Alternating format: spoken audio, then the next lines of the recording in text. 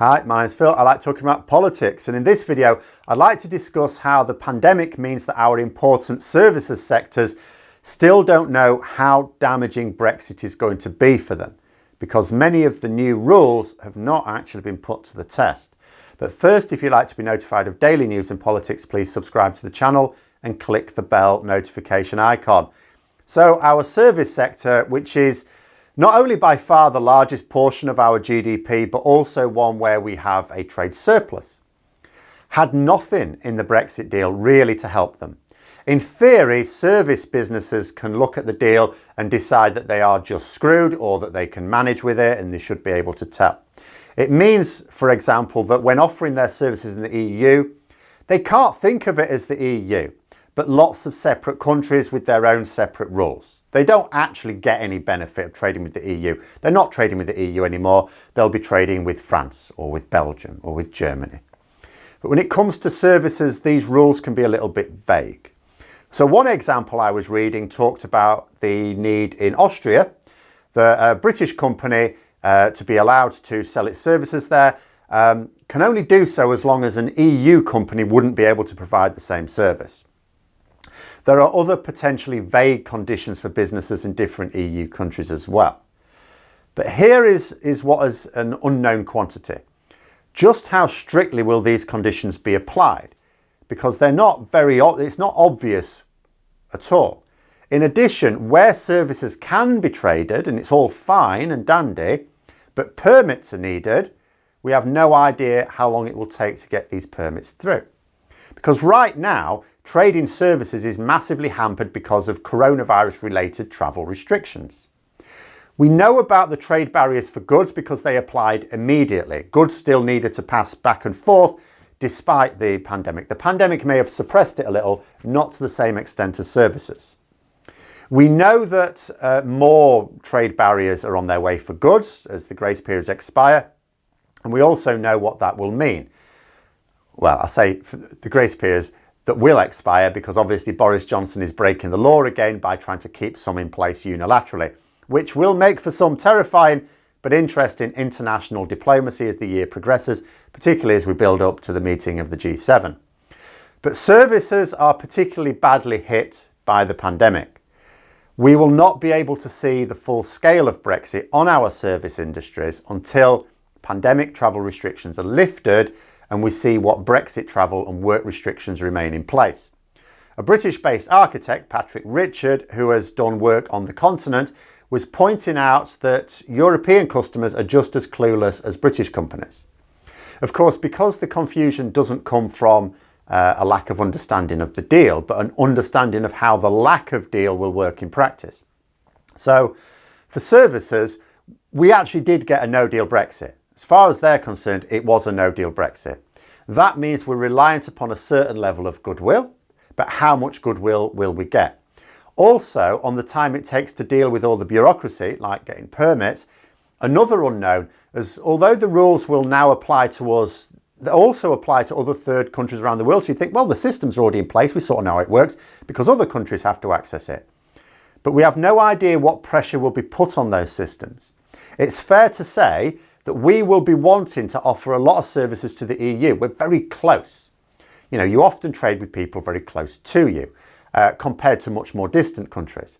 So the sudden surge in demand for work permits and so on may well create massive delays to the system. And the extent of this is all unknown right now until pandemic restrictions are eased and we are allowed to travel freely again. I say travel freely. What I really mean is travel as freely as Brexit will now allow us to do so. Then we have the other problems that I've talked about before, like recognition of qualifications. Now, with some EU countries insisting that you are only allowed to carry out certain types of work if you are qualified, and in some cases you have to have a certain level of experience as well, there's going to need to be paperwork produced to prove that you are qualified. If the qualifications aren't formally recognised, then there will be a lot of professionals simply unable to work in some EU countries. And I talked about this a while ago when discussing another irony of Brexit. So again, Brexit gives the opposite of what it was supposed to. Brexit supporters kept insisting that somehow it was easier to hire foreign workers in the UK than British ones. Absolute tosh, but it now will be for these international service providers because EU workers with EU qualifications will be able to carry out that work I talked about. No problems. So it makes sense for these service providers to hire EU citizens now over British ones. In fact, we create the bizarre situation where it can make more sense for a British company to hire an EU worker over a potentially better, maybe even more qualified British worker. Because those British qualifications are worthless if they're not recognised where the work needs to be carried out. And even if they're more skilled, those skills are worthless if you're not allowed to put them into practice where the work needs to be done. Now, assuming that our standards for professional qualifications don't slip, it is possible we will eventually get recognition for our qualifications. But there are 2 points of caution here. One, the process will be very slow. I mean, the process might be slow anyway, bureaucracy and all that. Such things often are. But in this case, there's no motivation for European organisations to rush through this recognition process. What's in it for them? It is actually to the advantage of EU businesses that recognition does not happen quickly. And it's also politically advantageous for the EU as a whole that this process is slow, whilst the UK government are being slow in implementing their own Brexit treaties.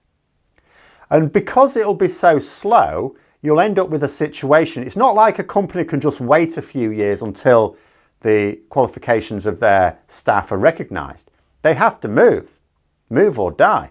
You will either have to get in the staff whose qualifications are recognised, and then even in a few years' time, as the British ones become recognised, you don't lose those staff. I mean, natural wastage might mean you start employing British staff again, but you won't just get rid of the ones you've got.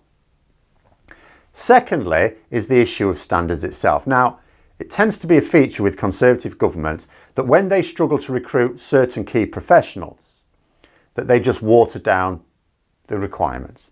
For example, I see the latest plan to get more doctors into the profession using an apprenticeship scheme. Now, I'm not going to dismiss such a scheme out of hand, but, for the fact that I don't believe the core reasons for it. I would certainly worry about a dilution of standards in the same way we've seen from similar schemes for, say, teachers. But like I say, it doesn't mean that standards in medicine will go down. It may even turn out to be a good thing.